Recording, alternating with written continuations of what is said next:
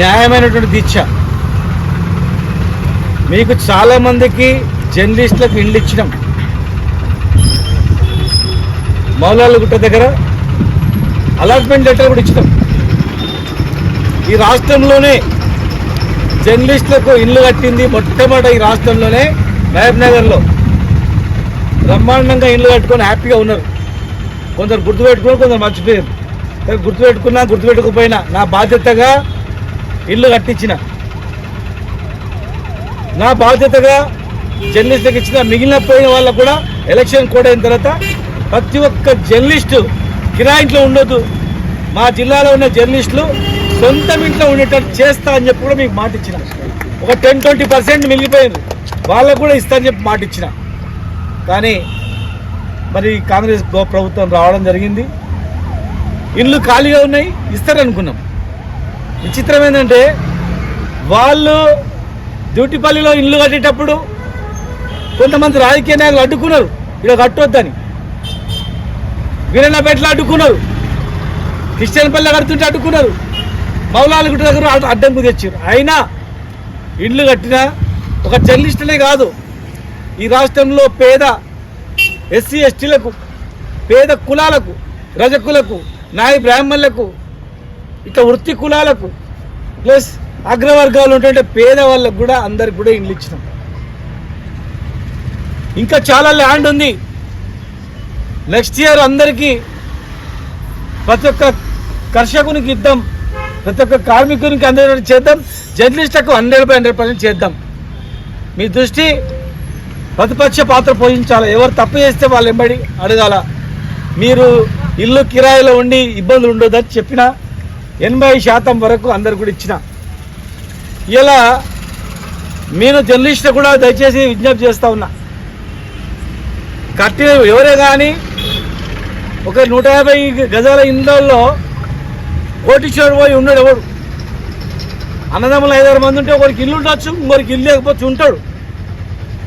వాడు కొడుకుకి ఉండొచ్చు, బిడ్డకు ఉండొచ్చు, ఎవరికొరకు 100 కోట్లు ఉన్నాడో లేదా కోటీశ్వరుడు వచ్చి ఆ ఇంట్లో ఉంటాడు, పేదోడే ఉంటాడు. మేము ఇచ్చిన ఇళ్ళ దగ్గర పోకండి, అయిపోయింది, ఇచ్చినవి అయిపోయింది. మీకు కావాల్సిన డిమాండ్ మీకు ఇల్లు కావాలి, పక్కాది ఇస్తాం. ఈ ప్రభుత్వం మేము కట్టించి ఇచ్చినాం. వాళ్ళు ఇవ్వకపోతే మళ్ళీ మేము రేపు భవిష్యత్తులో వచ్చినప్పుడు ఫస్ట్ డిమాండ్ మేము నెరవేరుస్తాం. దానిలో ఎలాంటి ఆలోచనల అనుమానం కూడా అవసరం లేదు. మిగిలిపోయే వాళ్ళందరికీ ఇస్తాం. మీరు ఇస్తే కట్టించేయండి. కొత్త ఇండ్లు ఏమన్నా కట్టిన ఇండ్లకు ఇబ్బందులు పెట్టడమైంది, పట్టాలు ఇచ్చిన ఇండ్లకు తాళాలు వేసుకోవడమైంది. దయచేసి జర్నలిస్ట్ మిత్రులారా, మీకు పట్టాలు ఇచ్చినాం, మీ నెంబర్లు పోయి మీరు ఇంట్లో ఉండండి. మీకు ఎవరైనా ఇల్లు తాళం వేస్తే వాళ్ళ మీద యాక్షన్ తీసుకోండి. మా ఇల్లు తాళం వేసిండ్రు, వాళ్ళ మీద యాక్షన్ తీసుకోండి అని చెప్పి మీరే పోలీస్ స్టేషన్లో కంప్లైంట్ ఇచ్చి మీ ఇంట్లో మీరు పోయి ఉండండి. మీకు ప్రభుత్వమే మీకు అలాట్మెంట్ లెటర్ ఇచ్చిన తర్వాత మీ ఇంటికి తాళం వేసే హక్కు ఎవరికి లేదు, గుర్తుపెట్టుకోండి. తాళం హ్యాండ్ ఓవర్ చేసిన అవసరం లేదు. నీకు ఇచ్చిన ఇంట్లో నీ పోయి ఉండు. నిన్న ఒక జర్నలిస్ట్ మీతో చనిపోయాడు, ఇంటికి పోయినాం, వర్షం పడుతుంది, ఇంట్లో నీళ్లు కరుస్తున్నాయి. ఆమె చెప్తుంది 30 సంవత్సరాలు జర్నలిస్ట్గా పనిచేసిండు, మా ఇల్లు ఇట్లా ఉంది, నువ్వు ఇచ్చిన ఇల్లు తాళం వేసిరయ్యా అన్నారు.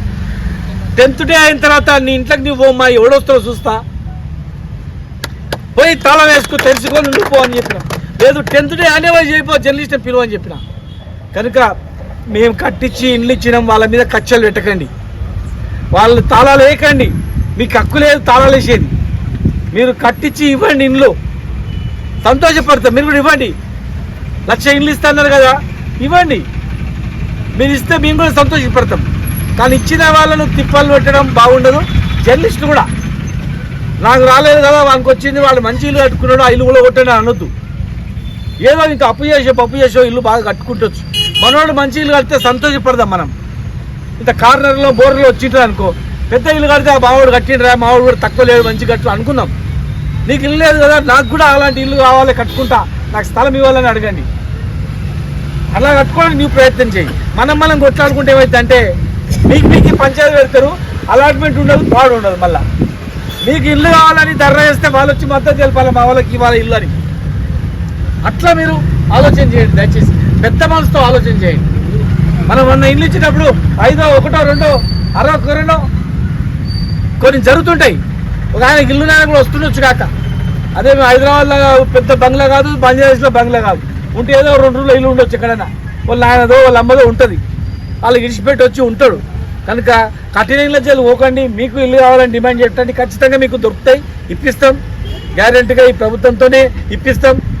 ఇప్పుడు కట్టిన ఇళ్ళలో మీరు పోయి తాళాలు తెచ్చుకోండి, లేదంటే మీరు ముందే పోయి మా ఇల్లుకు తాళాలు వేసేయని చెప్పి కోర్టులు వేయండి.